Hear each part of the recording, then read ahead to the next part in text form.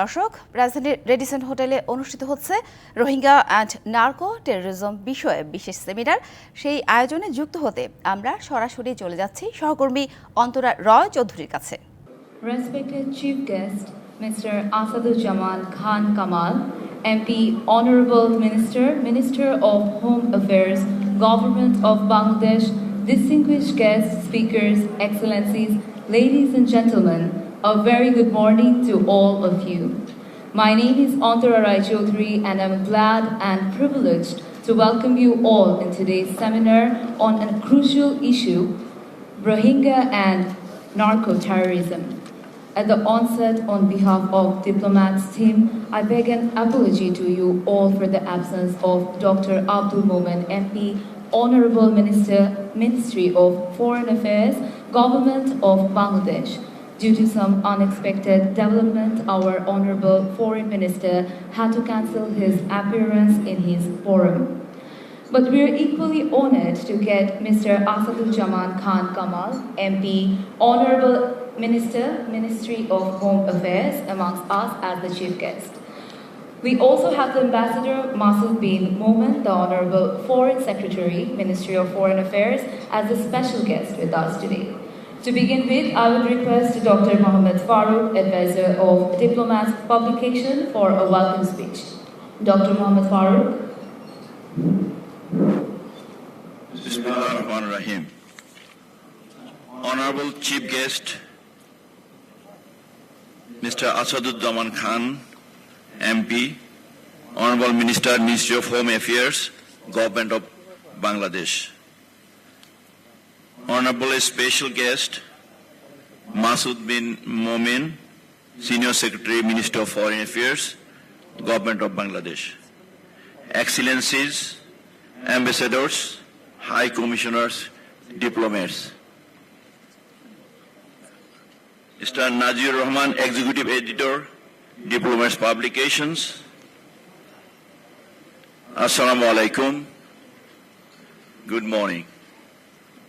I welcome you all in this important seminar on a vital issue, Rohingya on narco terrorism, organized by Diplomats Publication in Bangladesh.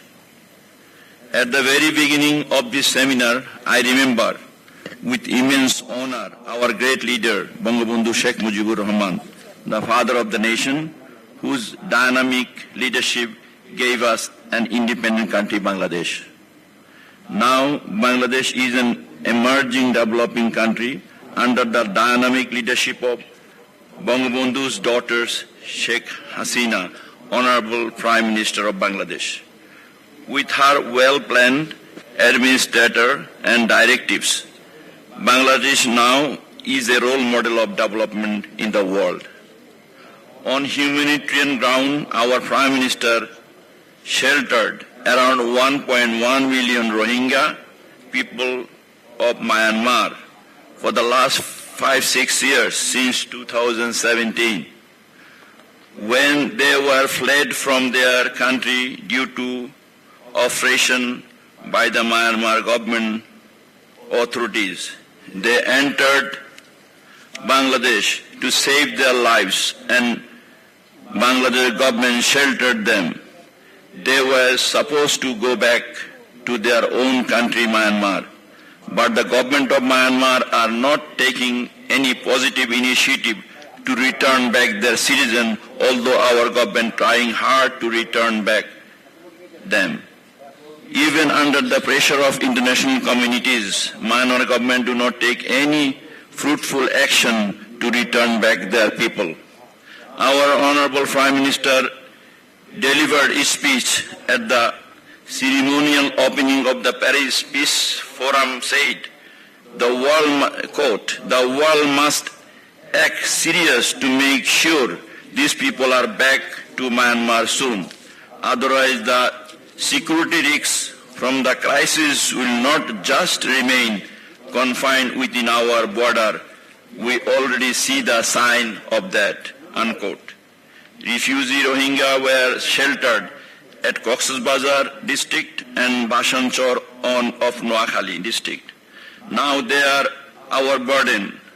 hazard, problem, and course. They are been destroying our agricultural land, forest, environment, and also they are threat the security of the local area as well as the whole country. Many of them involved in the various crime like theft, dacoity, smuggling, narco terrorism, and many other immoral activities. They are drug pleaders, drug like yaba entering Bangladesh from Myanmar through them, which destroying our younger generation due to easy available of these killer drugs. Rohingya refugee will be acute problem for Bangladesh in future as their population increase rapidly. So necessary measures must be taken by both the government of Bangladesh and Myanmar to return back the Rohingya people to their own country, Myanmar. International community should take strong initiative to compel Myanmar government to return back their citizens at the earliest. The sooner Rohingya are repatriated, the better for the both Bangladesh and Myanmar. Thank you all. Joy Bangla, Joy Bangabandhu, long live Bangladesh. Thank you, Dr. Mohammad Farooq, for giving us an overview and the welcome speech. Ladies and gentlemen, let me tell you that the program is going live in DBC News 24/7.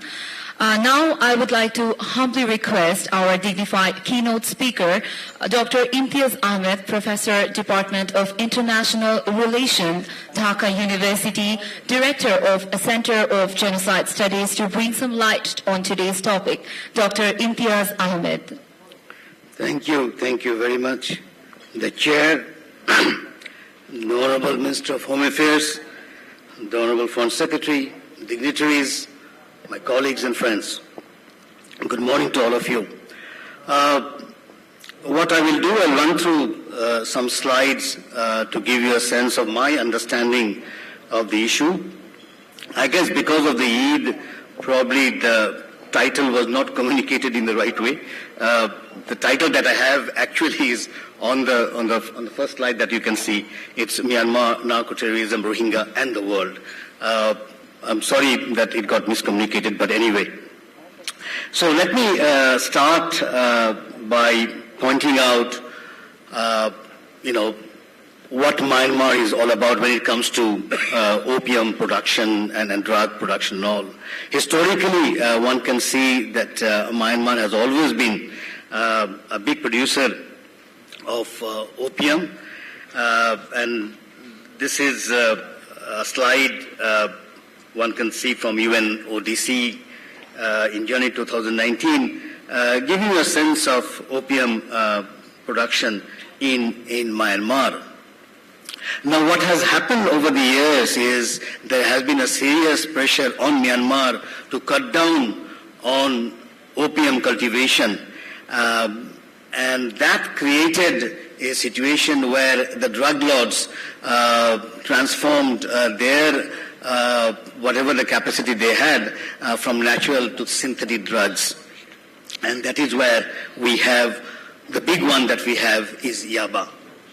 Now, yaba is a crazy, they call it, is a Thai word for crazy medicine. It has history way back with the Nazis, but I'm sure by now you're all familiar with this methamphetamine mixed with caffeine, a kind of a tablet which has attracted a lot of young people. Now, and it goes by different names. If you look at the production, bulk of the laboratories are in Myanmar. Bangladesh got infected with yaba, so has some other countries in this region. But Bangladesh is not a producer of yaba. We don't have factories producing yaba. The production is actually in Myanmar and spread all over the place. Bulk of them in the Shan state, but there are other places also where you have the yaba production. Now, if you look at the volume, one can see it's huge and it's getting out of hand. And this is a report from Reuters way back, a few months back, where it clearly one can see that how big the amount is. It is spreading like wildfire because it attracts the young people in a big way. Now, as a producer and seller, one can easily see that there is an element of complicity of the state. That's the point. And there are indications, and our research also tells that the Myanmar military profits from this yaba production and the selling of yaba around the world, particularly in Bangladesh. The good, if you look at some of the places where yaba got seized, 70% of them got seized in Chittagong district, which tells very clearly why that is so, because bulk of them comes from Myanmar. It is actually one of the largest producers of synthetic drugs in the world as we speak. This particular slide will also give you a sense of what is happening. Interesting, from Shan dynasty, from Shan state, it goes via Yangon, and that tells you how the military profits from it.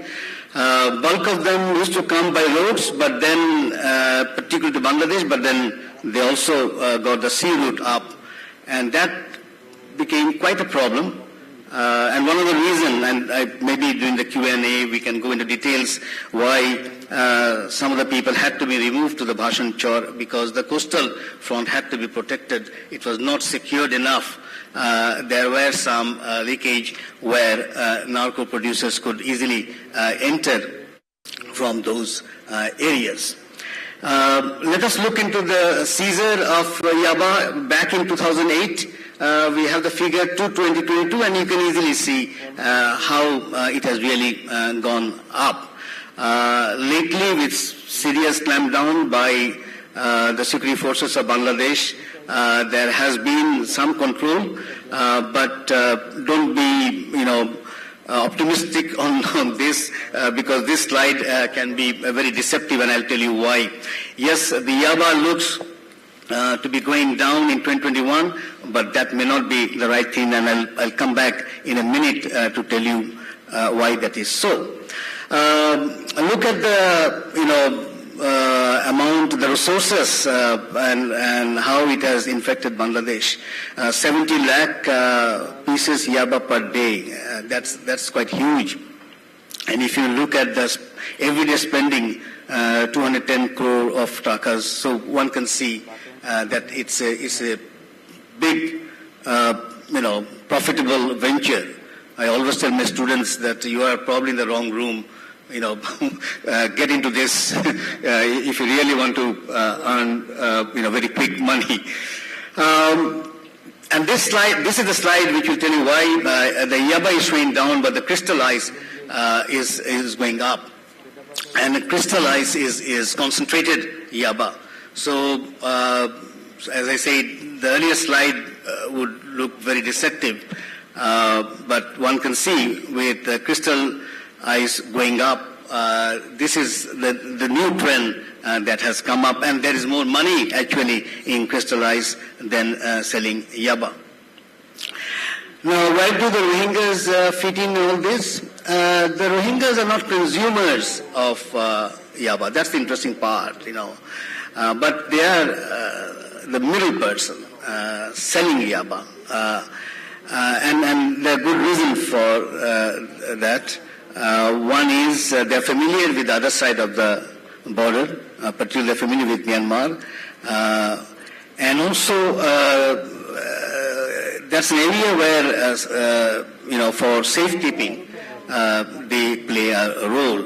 Unfortunately, that's one kind of activity which brings a lot of money.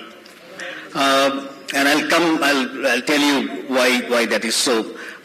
Some of the yaba pills that have been seized, and this is way back in the first year, 2018, you can see the report says 10 million yaba pills. Not even 1 year, it has really gone up. And I'll show you a slide very soon which will tell you why it has really gone up. And of course, the link, there is quite a serious link between the Rohingyas and the Bangladeshi peddlers. Now, one of the main reasons is a lucrative venture. One report tells us that, and this came out in the Business Standard, that a Rohingya household in Ukhiya camp gets paid 20 to 50,000 for keeping Yaba consignments for one night. So if that's the amount of money one can get, why not take the risk? And that is precisely what is happening. So unfortunately, they are caught in this situation where they are not the consumers.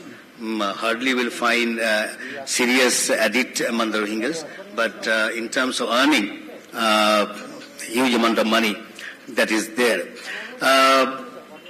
And also because there is no other, profession or other occupation where you can get a return so quickly.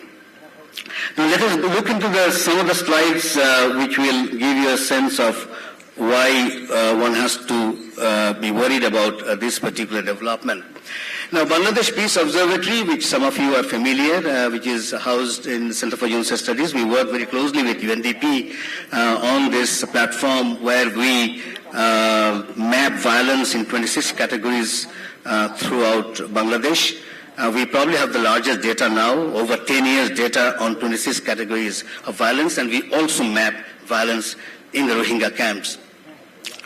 So overall, one of the categories, of course, would be the drug-related incidents we map. If you look at the last 10 years data in throughout Bangladesh, this is the figure you get: number of incidents, number of death, and number of injury.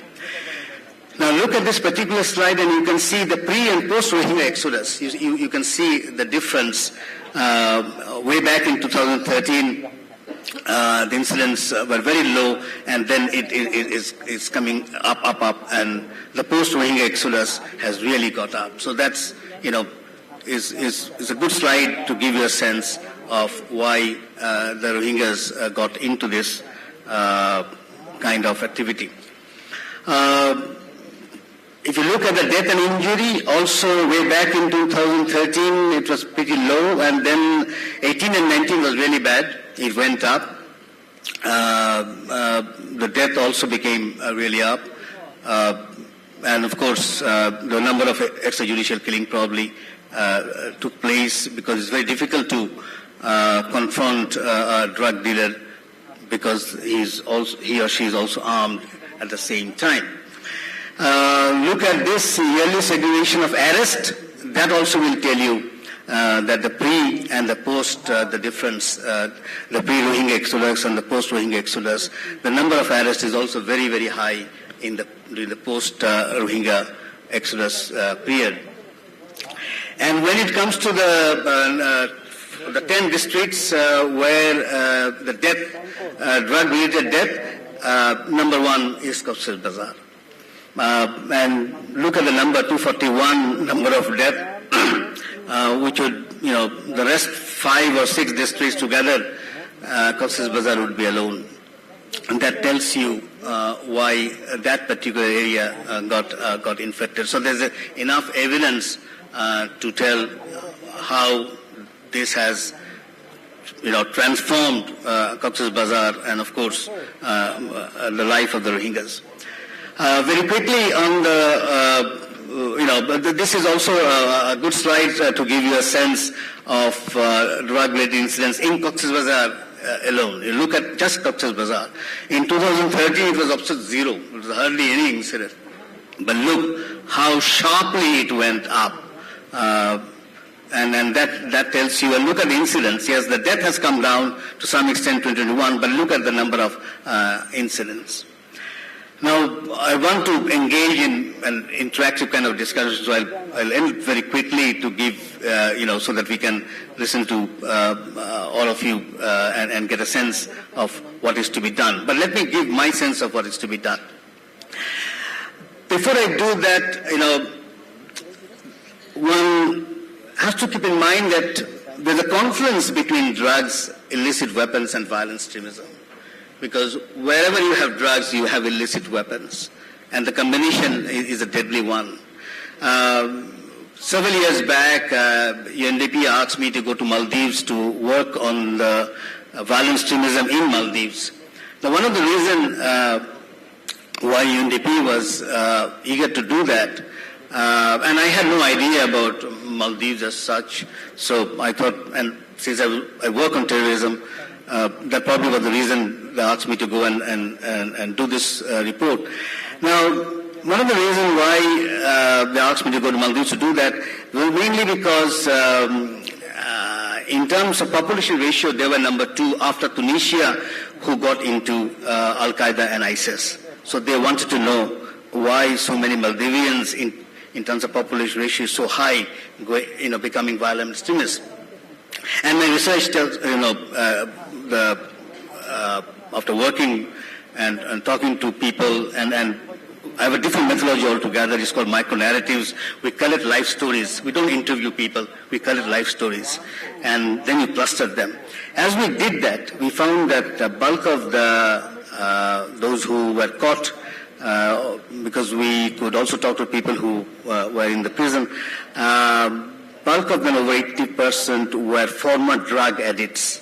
So when you become drug addict, it becomes easy. The recruitment also becomes easy for somebody who has different understanding of the world, because you can always talk about salvation and other things and get people recruited. That's the fear that I see also in the case of Bangladesh. So it's Bangladesh is caught in the middle almost. So are the Rohingyas, in fact. Not to mention, as I said, the Rohingyas are not so much of a consumers. But then any drug issue will have relationship with illicit weapons and violent extremism. Now that becomes clear if you look at this particular slide. The types of weapons used in drug-related incidents in Cox's Bazar, 80% were small arms. 80%. So, other, blunt weapons is only 3%, light weapons 1%, very, very small, even improvised explosive devices are very, very few. So you can see the flow of illicit weapons coming up, and that's an issue one has to keep in mind. The other one is the money laundering, and this is where the international community has to wake up. Whatever lucrative, the income that the drug dealers have in this part, particularly in the Rohingya camp, they can't keep it in Bangladesh. They can't, reinvest in any production. They can't put it in the bank. So what do? They money launder that. So either they have sent their children or their relatives somewhere already to Canada, to US, to European countries, and also in Australia, and some in the Middle East. And so it gets money laundered. So somehow it's, unless the international community wakes up, there's a complicity of the whole thing when it comes to this drug money. So what is to be done? My last 2 slides will be, one way out would be to sanctions Myanmar, because they are the producers and they profit from drugs. As I said, Bangladesh, we don't produce yaba. It's Myanmar, the place where you get all the factories. So it's important the international community wakes up in a big way to sanction Myanmar on the production of drugs. And there are, and this would be my last slide, there are laws already actually. You have the INCB, which can name and shame them, but it can also recommend sanctions. It has never used that, but it can recommend sanctions. The US government, on the other hand, do have, serious strategy on sanctioning against drug producers and traffickers, and they have already done that in some instances. I can see at least 10 individuals and 15 entities, they were sanctioned. So, as I said, there are laws in place already where you can actually sanction the drug producers. So it's important to flag this issue, because if you look at the figures, you can see the trend is going up and up. And unless we are serious about it, I believe not only Bangladesh would be in trouble. I can easily see that in many places of the world, this complicity between drugs, illicit weapon, and violent extremism can also be an issue. Thank you very much.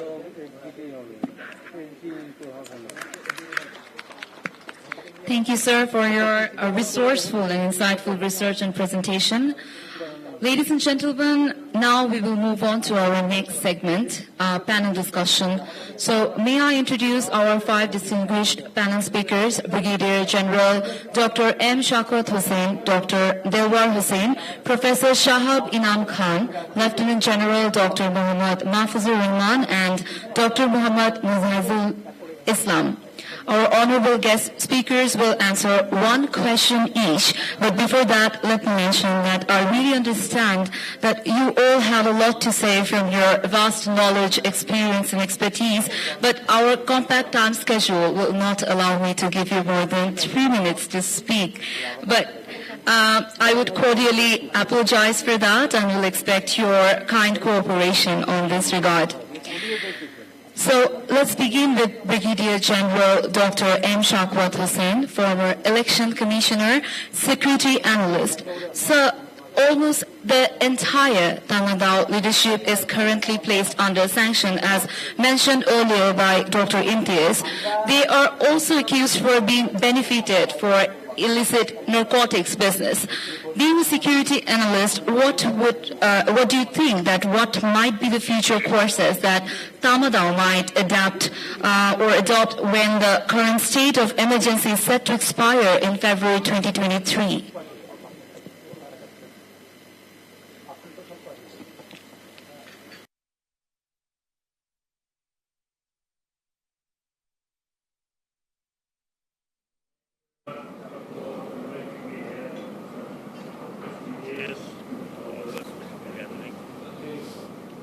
Sir, I would request you to... Can't hear you.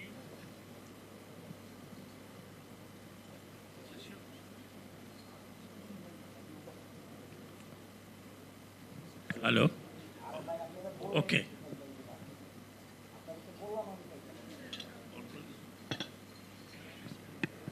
Thank you very much in the beginning for inviting me here and giving me an opportunity to give my opinion. And thank you for everything that so far Dr. Imtiaz has talked. My question is away from the narcotics. Can you hear it now? Is okay? Sir, if you can take your microphone closer so that we can... You're not being able to hear it. I can only put it in my mouth. I can't go closer than that.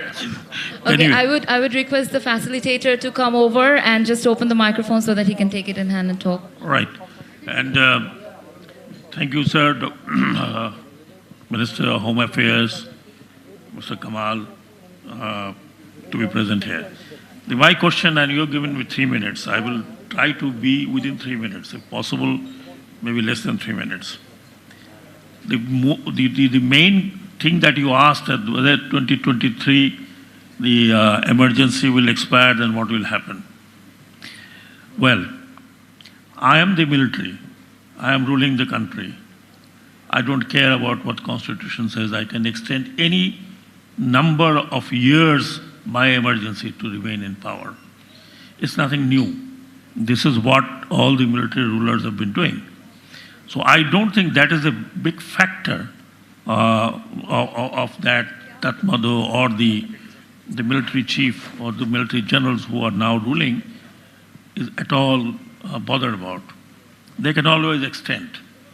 But what is that we thought, or we are still thinking, that there are sanctions on them and they're all isolated. I'm sorry, they are not.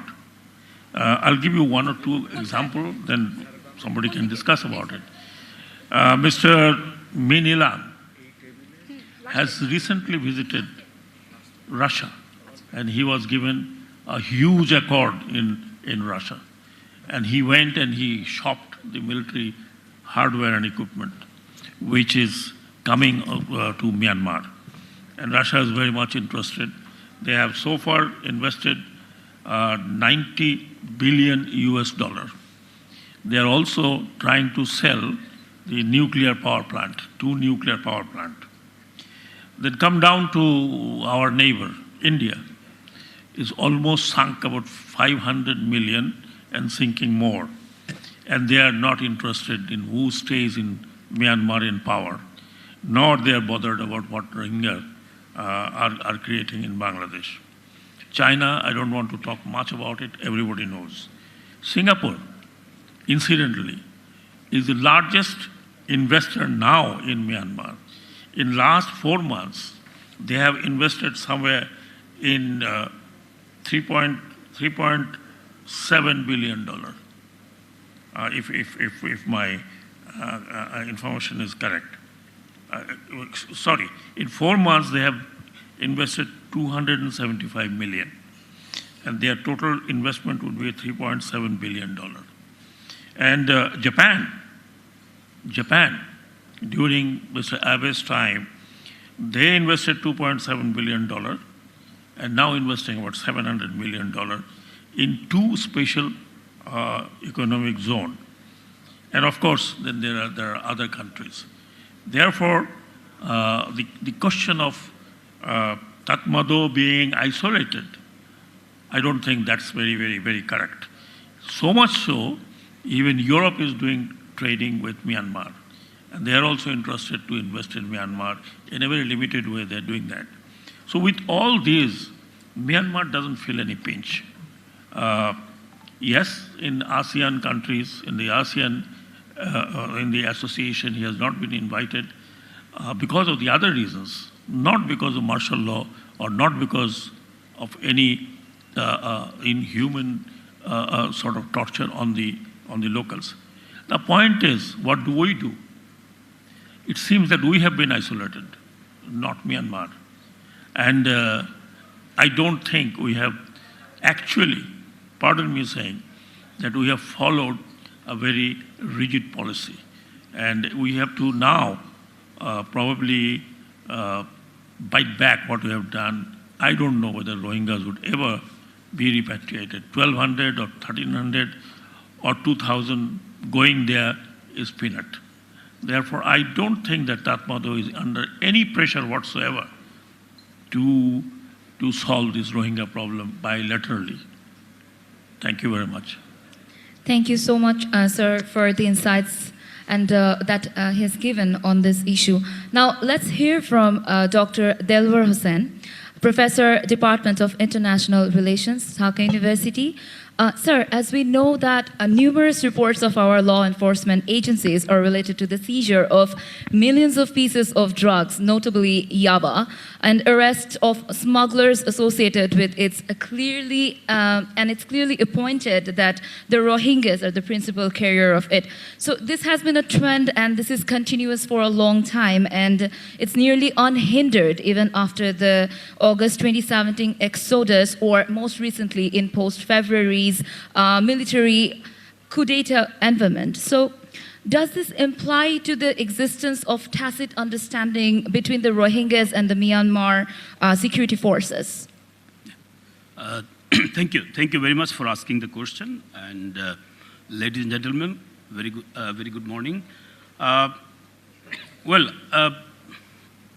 It is already indicated by the presentation of the keynote speaker. There has been some sort of complicity by the Myanmar regime about drug issue or this so-called narco economy that has developed in Myanmar over the decades.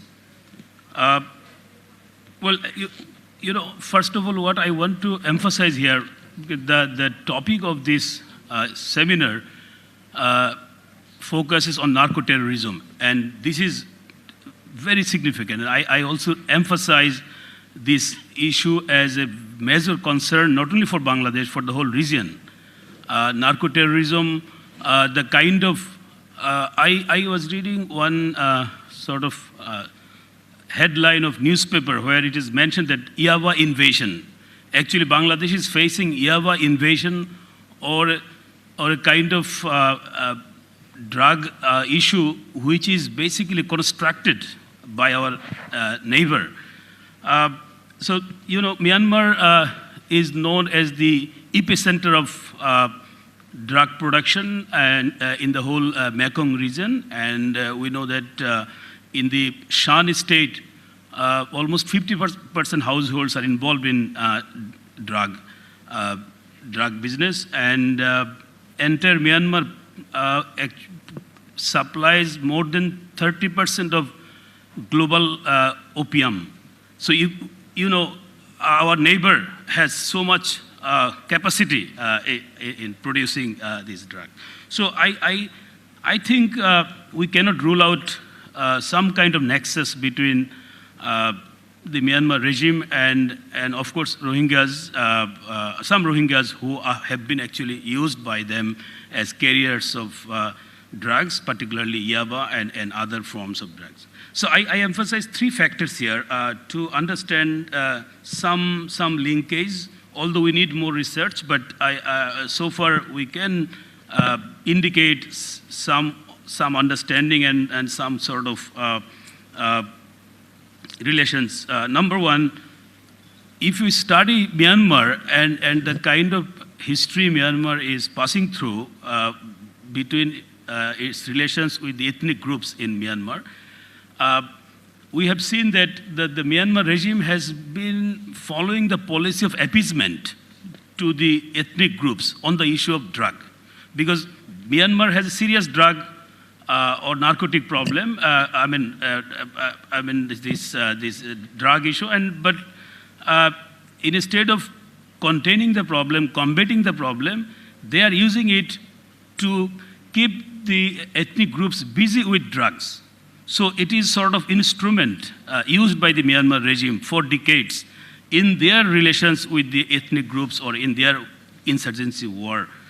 And second, it is very clear that Myanmar regime benefits from this informal economy or narco economy, and this benefit is quite huge. It is also for personal gains and at the same time gain for their economy, as they are under pressure, under some kind of sanctions for long. Earlier, they were under sanctions for democracy and other issues. Although, I mean, they are not facing that much sanctions for the Rohingya crisis. And third, which is very important, if you see the location of the yaba factories, they are all in the border with Bangladesh. And so the location of these factories, and at the same time the people, I mean Rohingyas, who are from the Arakan or from the Rakhine, so they are, and their number is now, they have been reduced to about 5 lakhs or 500,000. But once they were about 3 million, and they are the second largest community in Myanmar as an ethnic group, although Myanmar doesn't recognize, but practically they are one of the largest ethnic groups in Myanmar. So the Rohingyas, it seems that they have been used for long as carriers of drugs to Bangladesh or maybe to other countries. So I think, number one, the issue is a threat for the whole region, and there should be more attention to this threat, narco-terrorism, and then, of course, we have to identify who are the people, including Rohingyas, linked with the Myanmar regime or Myanmar security force, so that we can deal with this problem. Thank you very much. Thank you, sir. Thank you for your insights. So, ladies and gentlemen, we would like to hear from Professor Shahab Inam Khan, Department of International Relations, Jahangirnagar University. Sir, as we know that the drug money has been the major source of financing for some insurgent groups, and that is still active in Myanmar. With the current state of lawlessness that has emerged due to ongoing civil war, are we heading towards a potential scenario where a fragmented country and parts of it will be ruled by drug lords and who are engaged in transnational narco-terrorism across a wider region? Thank you. I think this is one of the critical questions we need to address, not only in terms of Myanmar, but from the global context. Now, if you look at the very recent UNODC report that came out in April, where it is essentially identified that the drug production after the regime change has substantially increased by 2%, which means we are now seeing more than 423 metric tons of opium being produced. That tells you two important indicators. The first indicator is the fragile situation in which the regimes in power, perhaps, has an alliance with a number of insurgent groups, which in turns produces all these narco economics for their own sustainability and perhaps to carry on with the alliance that we are now witnessing over there. Now, that also tells you that the economic situation is deteriorating to an scale where drug production is essentially seen as an alternative income sources.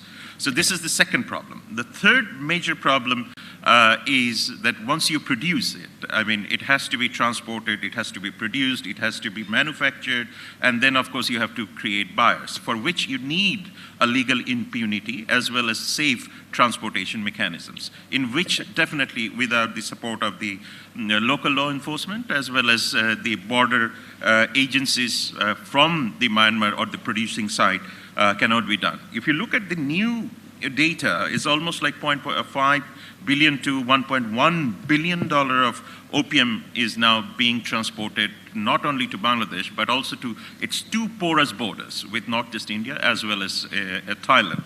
So therefore the situation becomes much more complicated than ever. If we see another very critical trend that has just come up is the drug production is astronomically higher than the demand that you see in Southeast Asia or perhaps in South Asia. So henceforth what we are seeing is a contrast that Myanmar is now gearing up its narco production, which essentially is not only for the market in Southeast Asia or perhaps the neighboring countries, but greater accessibility. The Burmese argument often that we get to hear that illicit economy can essentially help in reducing high-intensity, large-scale civil war in Myanmar has already become a myth. But on the other hand, what we are seeing that increased production is not only helping in sustaining the military regime's interest, but also it is sustaining a network of criminal, transnational criminal organization, which needs or creates the demand. Therefore, there has to be a connection between these 2 points, the producer as well as the buyer in the extra-regional context. Even if you look at the very statistics of Shan state that sirs have talked about, and you are now seeing that the producers are not only the insurgent groups, but also the criminal groups over there, as well as the local enterprises, which means now you have different types of actors creating a market for that. The last important point over here is we have to look at from the national security prism. Now, why national security comes in? Obviously, the push for these markets are not only created by the transnational, but also by the state actors and non-state actors, obviously. In that case, what we are seeing that the borders are increasingly becoming much more production-friendly on the other side of the border, creating a very pressure and traumatizing the Rohingyas, labeling them as absolutely narco-terrorists, but of course not. There's certainly some of them are involved in peddling, some of them are involved in transportation, not necessarily it reflects the Rohingyas in general. The last point over here, as you have rightly mentioned, that look at the production centers, porous border, as I mentioned, Nagaland, Tripura, Manipur. On the other hand, you have the Thais. So essentially where you see that cross-breeding is possible between the extremist entities as well as the narco entities, and which is a common concern or a regional concern, not only for Bangladesh, but also for our friendly neighboring countries, including China, India, and downwards the Thailand and beyond. So I believe that this situation, if continues like this, and the trends of production continues like this, probably this will not be a conducive element for the regional stability and security that we're looking forward to. And hence, the whole problem not only lies with the region, but the beyond. And I believe that should be taken into account by all the stakeholders. Thank you. Thank you so much, ladies and gentlemen. I believe that you guys are enjoying this seminar and it's very insightful. Now, I would humbly request Lieutenant General Dr. Mohammad Mahfuzur Rahman, former Principal Staff Officer, PSO to Honorable Prime Minister, Armed Forces Division. Sir, the United Nations Office on Drugs and Crime, UNODC, reports on 2022 has clearly identified that East and Southeast Asian region as one of the largest methamphetamine markets in the world, where the majority supply originates from Myanmar, as mentioned earlier. So how would you visualize the role of Tatmadaw in it? And as mentioned earlier by Brigadier General, sir, that are they unable or are they unwilling to control it? Thank you. I'll give my visualization a little later, but the last part of the question, are they unable or unwilling? To my understanding, they are little unable, but possibly to a greater extent unwilling. But the point is whether they are incapable, I do not think so. There, in my visualization, I'm going to talk about that, about Tatmadaw.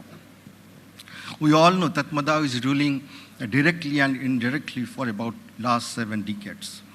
My understanding, military under a military over time turns into monster. At the same time, Tatmadaw is also a meritocratic organization. A monstrous organization with meritocracy. This mix is very dangerous. And we all know how Tatmadaw controls that particular country. Their economy, their judiciary, their politics, we all know. Very importantly, their parliament, how they control it. They look after very important ministries, ministries like interior, defense, security, interior, border, immigration, which are very linked to all these. So in that, but above all, Tatmadaw is a very smart organization. Look at the case, how they handled the Rohingya situation. They took the both regional power on their side. Not only that, the 2 permanent members in the Security Council was on their side in a way that Security Council officially could not even condemn the crackdown on Rohingyas. In fact, when you sit across a Myanmar general, you are not sitting across a security person only. You are sitting across an academician, a politician, a diplomat, and of course, a leader of a meritocratic organization that is ruling the country for several decades. The generals talk less, listen more, and their expression seldom gives you conclusion. So this is a part of it. Now, what we are seeing in our southeast of our country is a complicated combination of risks. It's a kind of a market, a social system where it's a mutual enterprise. The parties involved in that are really gaining from fighting rather than winning and losing. They are involved in drug trafficking, arms smuggling, and human trafficking, all of which generate violence and also generate revenue from that. So, last 2 points I want to make is that, if you recall, these ATS, amphetamine type stimulant, increased in the 90s in Myanmar, in Golden Triangle, especially in Myanmar.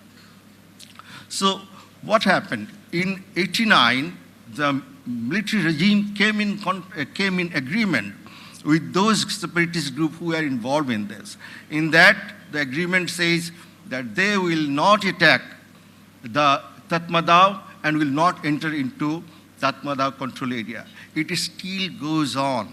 And those groups, we know the Y State Army, Shan State Army, they run all these businesses. And the final point I want to make is that Myanmar military logistics is a little different than many other militaries.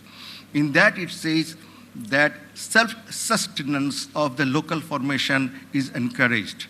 That means when these revenue generation is going on around, self-sustenance automatically comes from those drug dealing revenue. Thank you so much. Thank you so much, sir, for your valuable insights.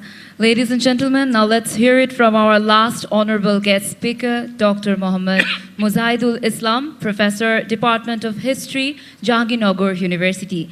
Sir, as we know that involvement of Rohingyas in drug trafficking has been a phenomena that has been going for decades and mentioned by Dr. Delaware earlier.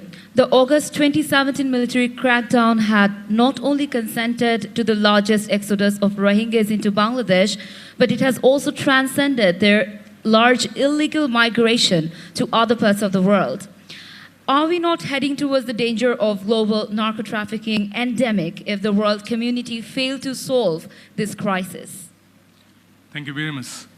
Well, the involvement of Rohingyas in drug trafficking has already created a significant threat for this region in terms of security, national security, stability, politics, economy, and so on.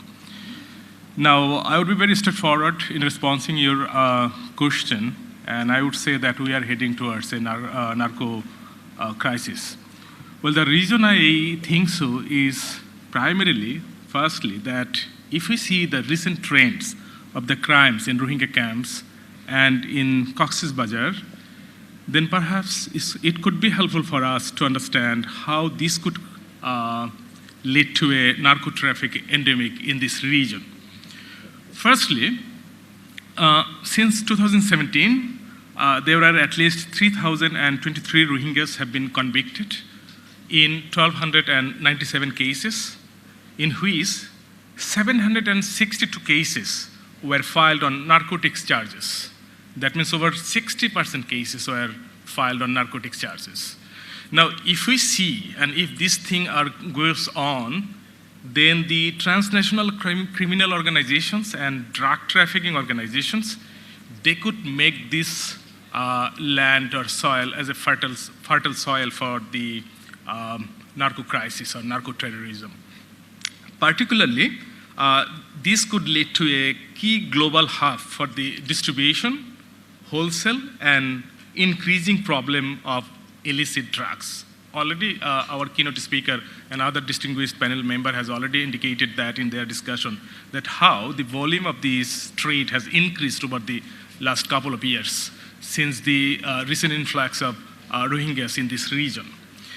Secondly, if we critically examine the experiences, event, and development of the Latin American case, West Africa, and the Philippine cases, in which places there was a narcotic endemics or terrorism is alarming. If we carefully and critically examine them, then we can see that this also can create a huge crisis for this region as well. Thirdly, the nature of the geopolitics and geostrategy of this region, along with several crises like that widespread poverty, weak state capacity, and poor governance also can make this region vulnerable unless the world community takes proper initiative. Therefore, I believe that it is a fundamental challenge for us if we don't solve it immediately. And of course, this problem is not created by our own. The problem was created by the Myanmar government. And they are one of the most, the Myanmar economy largely depends on the narco production. So therefore, they will of course create a scenario that would ultimately create major challenges for this region. And so that could lead to a drug gangs, therefore could make a symbiotic relationship with the state and political parties, and drug-related violence could increase significantly. Thank you very much. Thank you so much, sir. I would like to thank all the panel speakers for giving us their valuable insights and sharing their knowledge with us on the topic today on Rohingya and narco-terrorism. Sir, now, ladies and gentlemen, we would move on to our open forum discussion. Excellency, Mr. Masoud Boumaman, Honorable Foreign Secretary, Dr. Mohammad Farouk, Advisor of Diplomats, my colleagues and fellows from the Diplomatic Corps, ladies and gentlemen, distinguished guests, Assalamu alaikum wa rahmatullahi wa barakatuh. I'd like first to thank you for having me in this seminar, Rohingya and Narco Terrorism. And I want to start with the stand of Bangladesh to have Rohingya Muslim minority and to receive them, accommodate them in Cox's Bazar. It was a noble objective from Honorable Prime Minister Sheikh Hasina to have this 1.1 million Rohingya in the time that no other country accept to receive tens or thousands of them. And also, I'd like to salute the security forces to keep security and discipline in that area.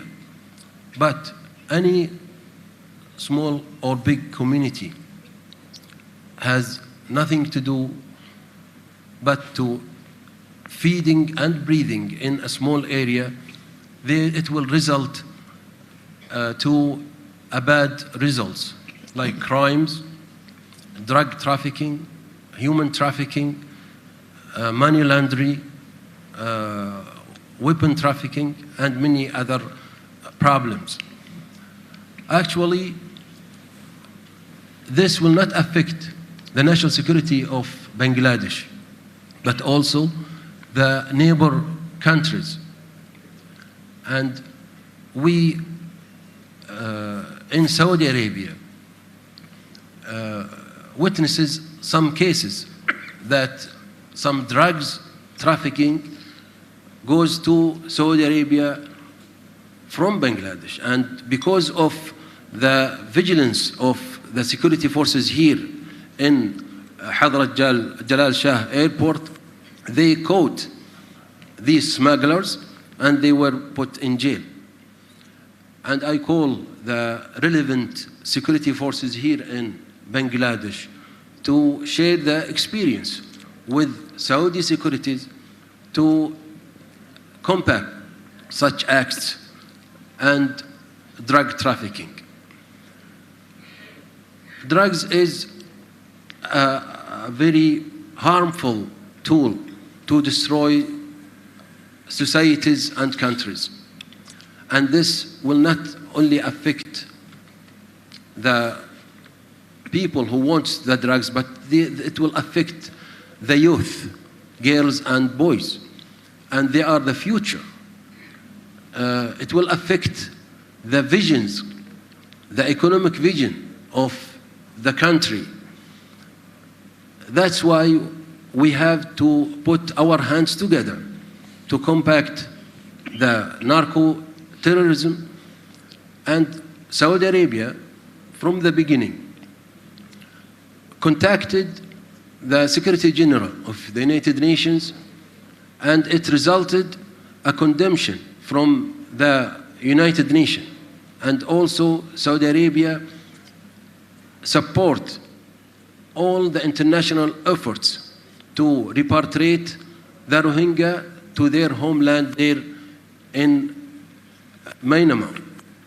So we call to a diplomatic negotiation to repatriate the Rohingya to their homeland rather than putting them in a refugees camps with unknown future. In humanitarian front, we, as in King Salman Center for Humanitarian Aid, we submit and provide food and healthy programs to the Rohingya by providing them with dates and with materials like tents, and also we have programs to bring mobile hospitals to make heart operations and eye operations in Rohingya camps in Cox's Bazar. We hope, inshallah, this cause will be solved very soon, and we have to deal with the cause, but not the results. Thank you very much. Assalamu alaikum wa rahmatullahi. Thank you, sir. Now we would like to hear from British High Commissioner Robert Chatterton-Dixon to share some few words on today's topic. Thank you very much, and good morning to the Honourable Minister, to the Foreign Secretary, to Professor Imtiaz, and to diplomatic and other colleagues and friends here today. I think this is an extremely useful event because what it does is to remind us all of the wider context for this very difficult problem. Sometimes it feels to me as if we all spend a lot of time looking at what is going on in Cox's Bazar and the camps there, but actually this is part of a much wider series of problems, because even if the Rohingyas weren't there, there would still be this massive tragedy of misgovernance and misrule in Myanmar, which stretches back over decades, and of course has taken a much more ominous turn since the coup last year. And even if the Rohingyas weren't there, there would still be, as part of that misgovernance, a massive narco economy in Myanmar, and there would still be the sort of risks that were being mentioned in the presentation and are alluded to in the title about extremism and that risk. So I think all of these risks would exist anyway, and in some ways what the Rohingyas represent is a symptom rather than a cause of this wider threat to regional security, which has arisen because of misrule and misgovernance over many generations in Myanmar. It's very interesting to get different perspectives on the Tatmadaw and how they operate. They are, of course, in some ways very good operators. They're very good at using the interstices and the gaps in the international system to pursue their illicit objectives. But one would have to note that while what has happened in Myanmar has benefited a small number of people enormously, most of the population of Myanmar are immiserated and impoverished. So it's been a tragedy for the population there. In terms of the immediate question, and I would go back to Imtiaz's question during his presentation, what can be done for the Rohingyas while they're here? And clearly, by far, the best solution would be for them to be able to return home to Rakhine, to resume the lives that they had there before the very deliberate campaign against them, which culminated in 2017, and we're about to mark the 5th anniversary of. We as the UK are very committed to this objective. We are the penholder in the UN Security Council, and we continue to work it very hard as an issue. But as our colleagues have reminded us, the Security Council is very divided at the moment, and although we're working very hard on it with our friends there are other countries who do not share that objective. So we will continue to work that, but I think we have to acknowledge that repatriation is going to take a while. So I think we have to look at alternative ways to accommodate this problem. Resettlement could obviously help, resettlement in third countries, and there is, I think, a little more discussion of that possibility. And resettlement of some of the population to Bhasan Char has obviously helped as well by relieving some of the pressure on vulnerable populations.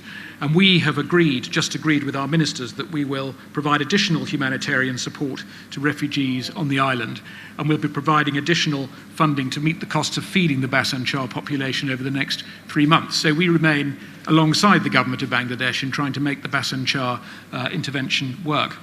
But I think the underlying problem is that for most of the people in the camps in Cox's Bazar, to borrow a phrase that you hear a lot when you're in Cox's Bazar, the devil finds work for idle hands. And that is particularly the problem given the demographics of the camps, where over 50% of the population are children. So I think the key challenge for all of us is to keep the problems of narcotics, which undoubtedly exist, criminality, which is also a huge problem more generally in the camps, potential extremism, and the Rohingyas. How do we keep those problems apart? How do we stop them from cohering into one overwhelming problem? And we think the best solution to that is, as far as possible, to enable the refugees to live productive and relatively tolerable lives while they're in Bangladesh, and to prepare them very consciously for their eventual return home to Rakhine. And the key elements of that, one element is obviously education. We want to enable Rohingya children to receive education in their own language and curriculum, and we're very pleased to see that the Myanmar curriculum is now being delivered in the camps, and we hope that that can be scaled up quickly. It's obviously important for adults to develop their skills and access livelihoods while they're in the camps. It doesn't imply that they're there permanently, but it does imply that they may be less vulnerable to the sort of temptations that Imtiaz's presentation referred to, of making easy money in the black economy when they could be making clean money in a white economy. That would obviously be a preferable situation. And we think in that context that more could be done to develop the successful models of the jute factory and the World Food Programme upcycling centre in the camps. And we've been discussing these livelihoods issues with the government for some time. We very much respect the views of the government dealing with this very difficult situation, but we hope we can find a way forward collectively on this important issue, because the scale of the problem and the way in which it's changing quickly, as the slides illustrated so clearly, means that the problem is urgent. And the UN, the government, the donors, and the Rohingyas themselves need to come together to try to develop and deliver solutions. But I think today's gathering, today's discussion has been extremely useful in perhaps giving a wider focus to some of these issues, and I look forward very much to hearing the views of others during the remainder of the presentation. Thank you very much. Thank you very much, Sir Robertson Chatterton Dixon. I have received the name of His Excellency Haris bin Usman, His High Commissioner Brunei Darussalam to Dhaka. Sir, please share your comment with us. Assalamu alaikum. Good afternoon, everyone. Honorable Chief Guests, guest speakers, panelists, ladies and gentlemen.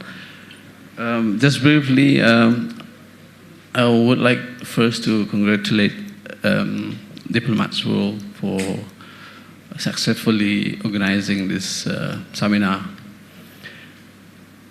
I think this seminar is meaningful and relevant, especially in the context of where the Rohingya issue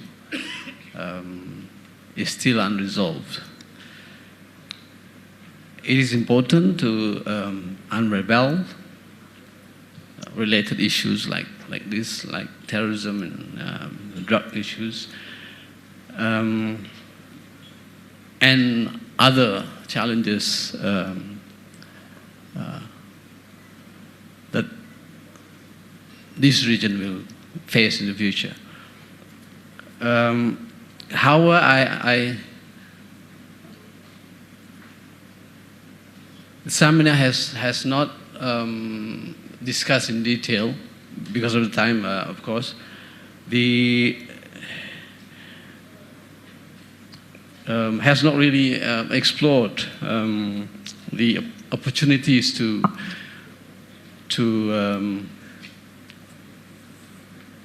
for short-term or long-term solutions, as stated by few members of the panelists just now. The threat is clear; is a regional threat. So I just want to give, in this context, I just want to give my perspective on ASEAN. In ASEAN, we have this annual meeting called Transnational Crime. So we have few levels of meeting, senior official level, and there is a ministry level to discuss on how to combat the issue of transnational crime, like drug trafficking and terrorism. So they also discuss on share the legislations, for example. Basically, they focus on the preventive enforcement and operational cooperation, and how to combat the situation, the issues regionally. So what is important, I see, is that there must be a permanent platform to discuss or to explore in details on how to solve the problems of this drug trafficking. So it is important for this regional to have this kind of platform, permanent platform to discuss, for a long term, for not only short term but long term solutions. Thank you. Thank you very much. I would like to address to our respected audience that if you have any questions or comment,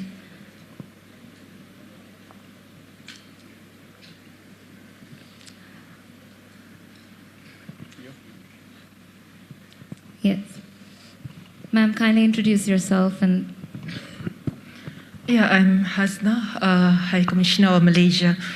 I wish to thank the organizer for organizing this very informative seminar, and to Honorable Minister of Home Affairs, Excellency Foreign Secretary, and all the speakers. I just wish to reiterate briefly our appreciation to the Bangladesh government for hosting the Rohingya here in this country. And we also very concerned of this threat to their security. We feel you. We also hosting a significant number of Rohingyas in Malaysia. So we assure the Bangladesh government that you have all our support throughout from the very beginning. And I wish to reiterate the support on this issue, and also ensure in the end, hopefully, the safe and voluntary return of Rohingya to their home country. Thank you. Thank you so much, ma'am. Thank you everyone for the participation. Ladies and gentlemen, now it's time to invite our special guest, Ambassador Masud bin Momen, Honorable Secretary, Ministry of Foreign Affairs, to share some few words. Thank you. Honorable Home Minister Asaduzzaman Khan, MP, our keynote speaker, Professor Dr. Imtiaz Ahmed of the Department of International Relations at Dhaka University, Executive Editor and other members of the Diplomats Publications, Excellencies, Ambassadors and High Commissioners present here, and also the distinguished members of the panel. Assalamu alaikum and very good morning to you all.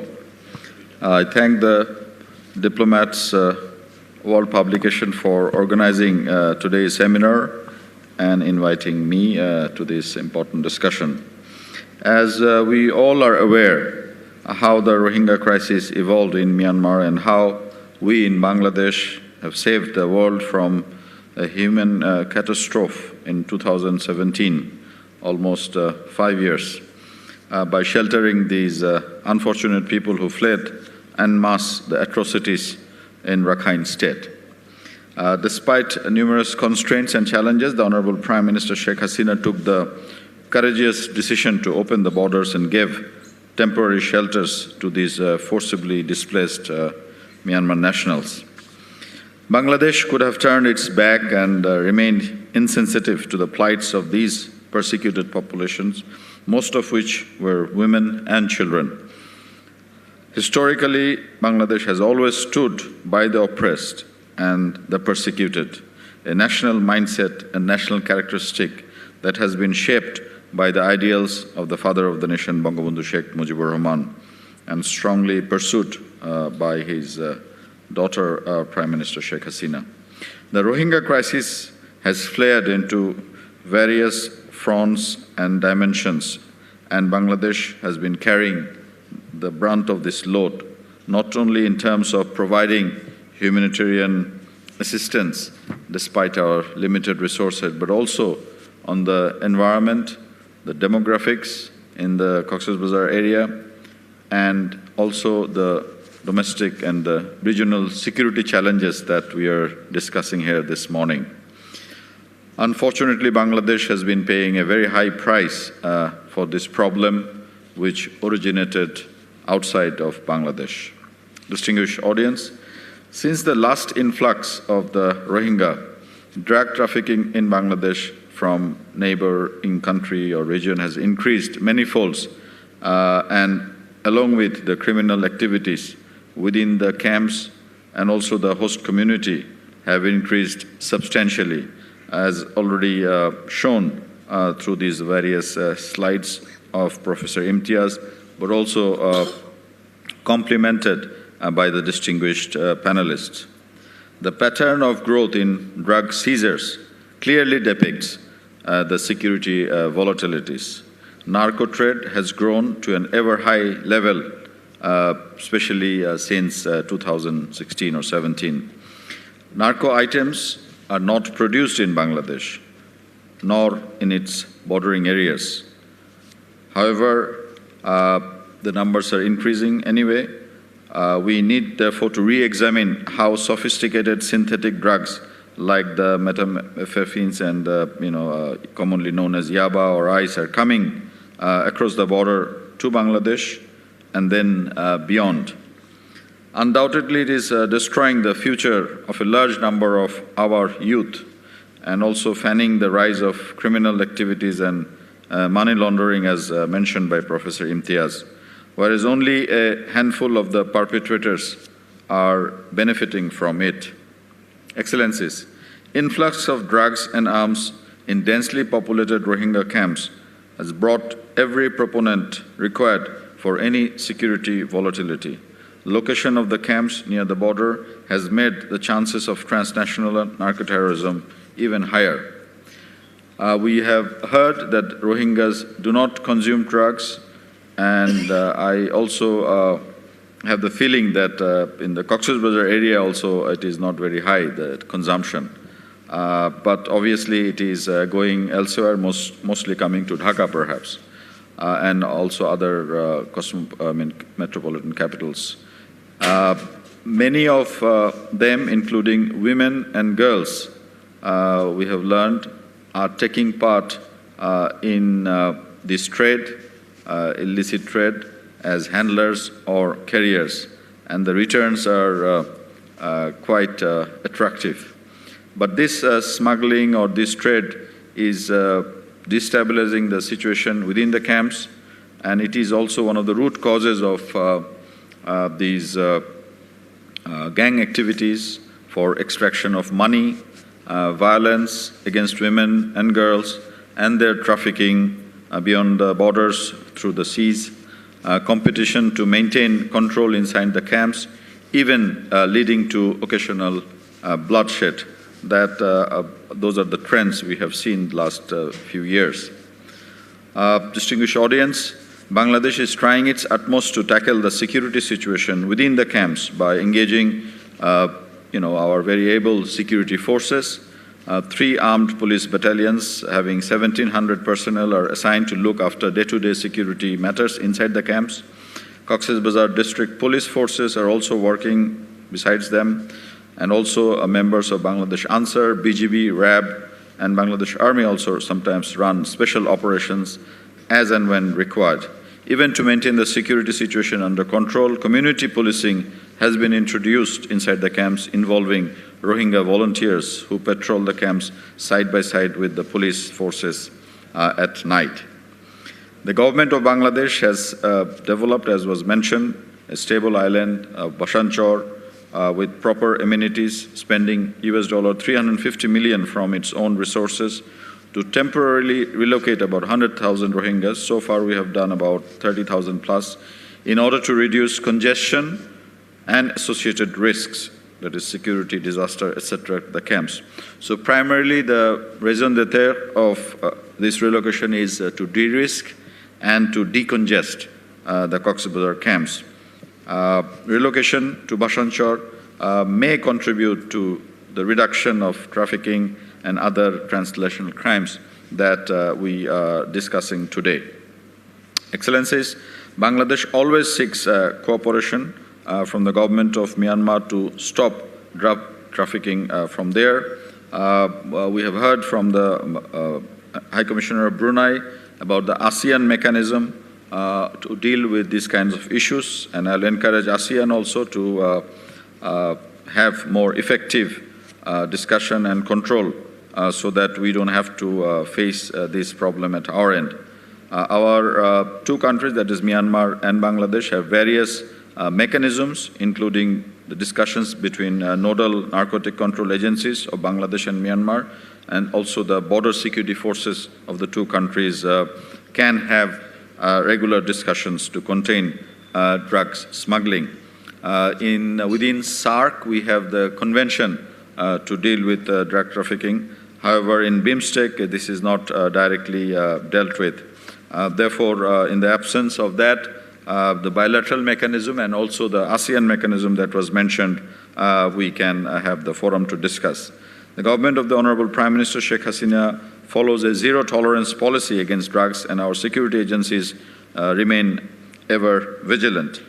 Myanmar being our immediate neighbor, we have settled the delimitation of territorial waters issue with them amicably. Therefore, the Rohingya crisis, which was created in Myanmar, we also believe that its solution lies with Myanmar, and we are looking forward to Myanmar's political commitments for arranging sustainable and voluntary repatriation of the Rohingyas. It was mentioned by many of our guests here today that that is the ultimate solution. Through bilateral arrangements earlier, many Rohingyas who took shelter in Bangladesh before 2016 actually returned. Only a few remained. But then, of course, we have this huge exodus in 2017. Excellencies, as we will be entering, or finishing the 5th year next month, it is unfortunate that not a single Rohingya has returned to their homeland. And we all heard today that the prolonged stay of the Rohingyas in the camps in Bangladesh can become a breeding ground for criminal activities, and these can add to the security volatilities in the region and beyond. It was mentioned that 50% of the Rohingyas are actually under 18 or children, and any protracted refugee situation in the camps can drive them towards extremist ideologies or radicalism. So that risk is also there. We did not discuss that too much, but there's always a connection between drugs and other criminalities and extremism, as alluded to by Professor Imtiaz.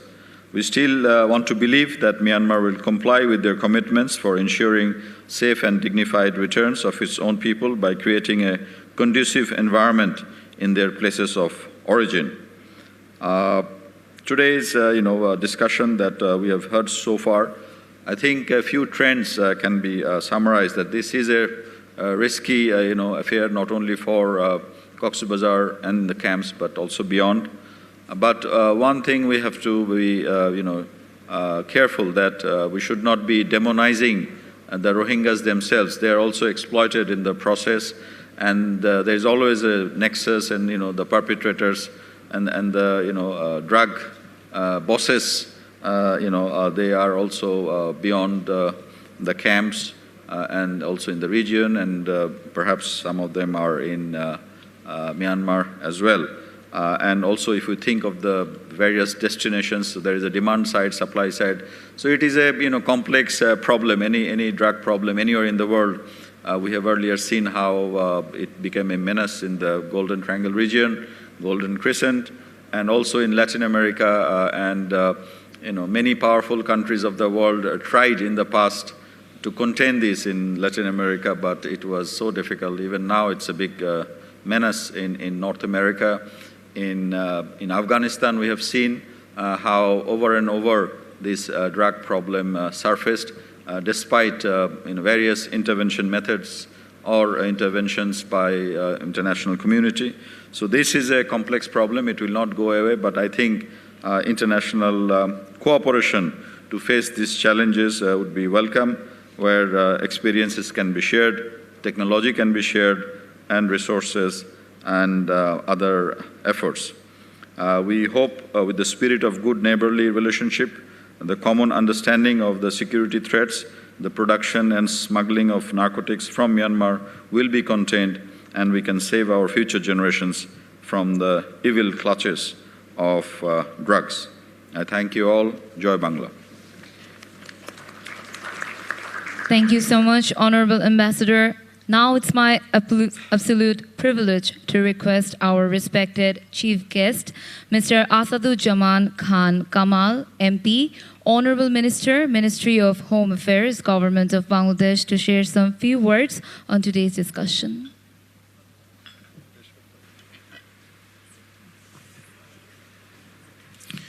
Excellencies, Ambassadors, Honorable Secretary,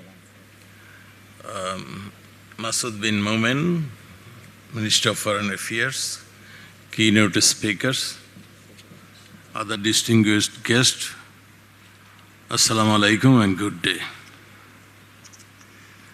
The topic of today's seminar, Rohingya and Narco, Terrorism, Invasion, the spectrum, issues that my ministry had been dealing with long before. The current exodus has engulfed our nation. Bangladesh has been a victim of constant inflow of narcotics, notably Yaba from our southeastern neighbor in every year. Our law enforcement agencies operating southern Chattogram region seized millions of pieces Yaba alongside of apprehension of people associated with narcotics business. In every case, we found out Rohingya to be the carrier of this deadly tablet, but their involvement in this business only, they are the carrier in transporting thus across the Bangladesh and Myanmar border. Upon investigation, we also found out none of the Rohingyas are apprehended or involved in making or processing this drug.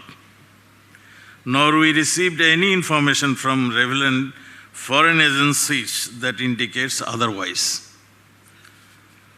That invariably lead us the quick question, where those drugs are made or processed, and who all are the people involved making this, where is the place? It is noted that Bangladesh doesn't produce any drug, any type of drug, but we become the victim of this deadly drug. Let me give you some statistics prepared by some of our agencies. In 2016, more than 34,76,000 pieces of Yava was seized by our law enforcement agency in the southern Chattogram area. In 2018, year after eviction of about half of the entire Rohingya population from Rakhine state, the seizure stood 1,20,334 pieces. More interestingly, in 2021, when Myanmar was effectively under military rule and a nationwide state of emergency is in place, the seizure of state turned about to be 2,59,67,950 pieces. Now you see, neither 2017 exodus nor the state of emergency in Myanmar has any effect on narcotics inflow in Bangladesh. Rather, it is continually increased in volume and values where the Rohingya people displaced from Myanmar and took shelter in our country. Then we assume the narcotics inflow into Bangladesh could reduce, but it is increasing day by day. As if the entire narcotic supply chain, from processing and the transportation, remain undisturbed and unhindered despite the ongoing conflicts in Myanmar. And any colleagues from Southeast Asian nations shall also acknowledge with me that this phenomenon is not unique for Bangladesh only. Time has come, international community, to come up with the effective consensus to address this issue. Excellencies, drug trafficking is not only our problem, it's the problem of total universe. It is when the drug come, it followed by arms also. And these Rohingya people, we are discussing about Rohingya forcibly displaced from Myanmar. They will be easy prey for the terrorists if we fail to solve this problem in earlier. So, our request to you all to help us, to cooperate us to solve this problem by any means. The development team did a splendid job by arranging a seminar, and they raised the issue of often receive much time, attention that it really deserves. Thank you for arranging this seminar, and I think it should be, continually it should be addressed. Thank you all. Joy Bangla, Joy Bangabandhu, Bangladesh, may Bangladesh live long. Thank you very much.